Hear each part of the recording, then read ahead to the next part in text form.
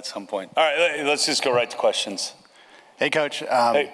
Obviously, you guys rotated Taven and Brendan on Saturday. Just after watching the film, just kind of your thoughts on what you saw from those guys, what you liked, what you didn't like, and kind of where you go going forward with this position. Yeah, well, I mean, if you could take the first quarter and bottle it up with both of them, I think they both did some really, really good things there and played at a high level in the first quarter, and then, and maybe quarter and a half, but then the second half, we can't turn the ball over a quarterback. We can't do that. So it wasn't good enough in the second half. So that's kind of my thoughts on that, kind of pretty simple. Maybe individually, like for each Taven and Brendan, could you kind of just take us through what you've seen just from, since you started working with them more directly, maybe, just some of their strengths and weaknesses for each of them as a player? Well, I think it was pretty obvious in the first part of the game. We're just talking about last game now. It was pretty obvious in the first quarter and a half of last game that when they are, doing exactly, in the system and doing those things, like they're performing at a high level. They both are, okay? And then when they go outside of that a little bit, and I'm not talking out of school here because, I've talked to them already about it. When they go a little bit away from that, then it's not good. So I've seen the highs, Sorsby obviously had a lot of highs in that game, and he had some lows, and Taven, the same thing. I mean, I think the highs are pretty good, and the lows, would be the turnovers for both of them on that thing. So I don't see much, difference in that ebb and flow, which that's the problem, right? That's the issue, is that we're getting this. And so it's my job to get rid of this, and then for the first quarter and a half, we weren't doing that. So I got to get that corrected with them. You kind of alluded to it partially being about turnovers, but was there anything that also just kind of wasn't going right in the second half as opposed to that first quarter and a half? Oh, I mean, yeah, there were a lot of things that weren't going right in that second half, right? I really think as you go back and you look at the game, I mean, obviously, the first pick when we were down in the red zone cost us at least 3 points. And then that hands to the face call when, we had the ball across the 50 at the end of the second half, gave them, again, the ball with a lot of time left, second quarter to go score. But then coming out in the second half, there were just some things that we had done correct in the first half that we weren't doing correct in the second. And again, you're going to get some of that, guys, with young quarterbacks, but some, we can't have a half of it. And then I've told them about it, because when they're doing what they were doing, it's pretty good. It's pretty good. It's just when they're not doing what they're supposed to be doing, then we get into that a little bit. So, and that's, I'm not putting that on them, I'm putting that on me. I got to get that corrected. Get those lows a little higher and keep those highs high.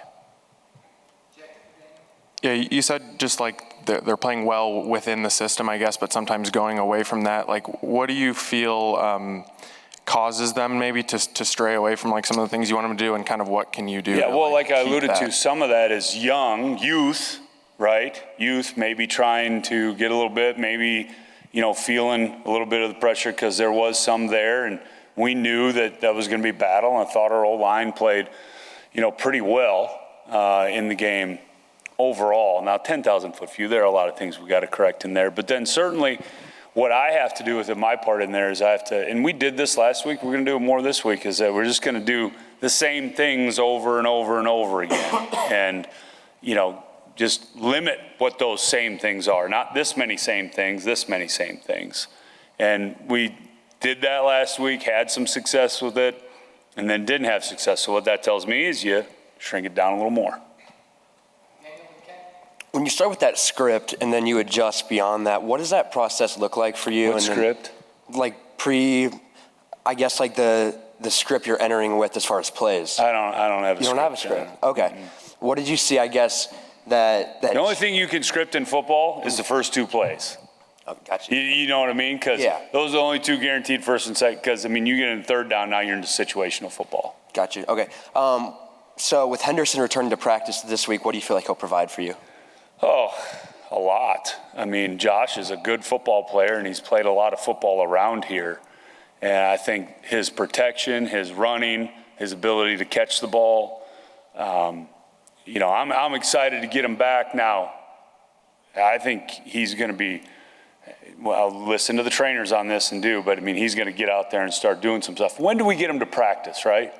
Because everyone always thinks just play, but really, football is a game of practice. You got to get them practicing when they come back from that. Like EJ, EJ came back in practice last week, and he's a lot farther along now to playing than he was last week. You have a unique situation coming in mid-season. Mm-hmm. How do you get your guys mentally to just flush offensively what they did or the struggles that they had during the first half of the season and just concentrate on this back half and know that there's just a different outlook going forward because you're obviously a different leader than previously was in place? Yeah, I think that the change might help that a little bit, and we've obviously gone through that. Now we're one game into the change, right? So I think that helps. But really redirecting, what we're doing and how we're doing some of the things, because there isn't wholesale changes. It's what we're doing and how we're doing it during the week, and keep them focused on that will hopefully potentially alleviate some of those struggles that we've had, and focusing on when we have done well, the glimpses that we have done well, because I'm not up here trying to say we're something we're not. It's just the glimpses. Focus on those and try to get those glimpses to be bigger, like we talked about. So it's really just a constant talking to the guys about focus on this, and try to put the blinders on.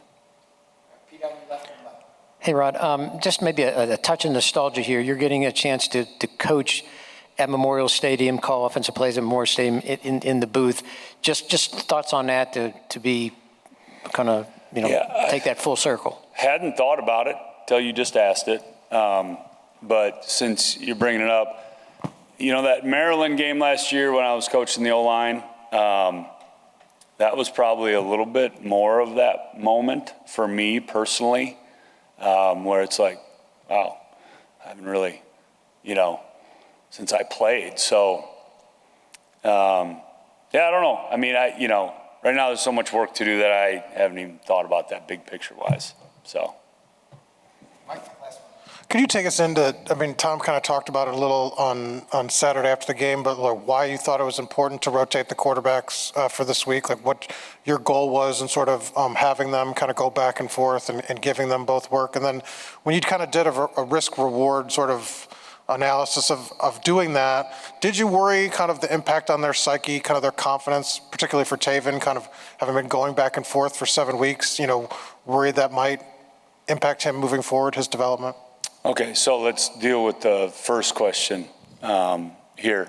So every position on the team, and I get it, quarterback is obviously way more visible, but every position on the team is performance-based review. So if you're not performing, whether you're a left guard or whether you're a quarterback, there has to be evaluation that's called coaching, and we have to try to put the team in the best spot to win a football game. And the quarterbacks are no different. So that's why we went into the game doing what we were going to do at the plan, because we were trying to get, good performance out of that position. As far as worried about the psyche, listen, nobody is immune to that, whether you're a left guard and you're rotating or whether you're a quarterback and you're rotating. Obviously, we all know the differences in those two positions, but the psyche of the young men, we're dealing with 18 to 22-year-olds, is hard. It's hard on them. There is no question that it's hard on them. It's hard on both of them. So you just mentioned Taven. It's hard on Sorsby too. So I don't minimize that in any way, shape, or form, but also come back to the first point is that it is our job as coaches to, get these guys to perform so that we have the best opportunity to win a game. And that's coaching. So if part of that coaching is rotating those guys, to see if we can get somebody to consistently play good, then that's what we do. When you took over, was that something immediate you kind of thought you needed to do? No, I mean, I think that there are a lot of discussions. You know, I follow Coach Allen's lead on that, and I'm certainly a part of those discussions, and we go back and forth on that. But I think we came to that solution. That wasn't something I came into and said, hey, you know, no. Yeah. No, I mean, I think that came through discussion on evaluating where we are, where we need to go, how we need to get the performance better. All right, thanks, Rod. Hey, thanks, guys.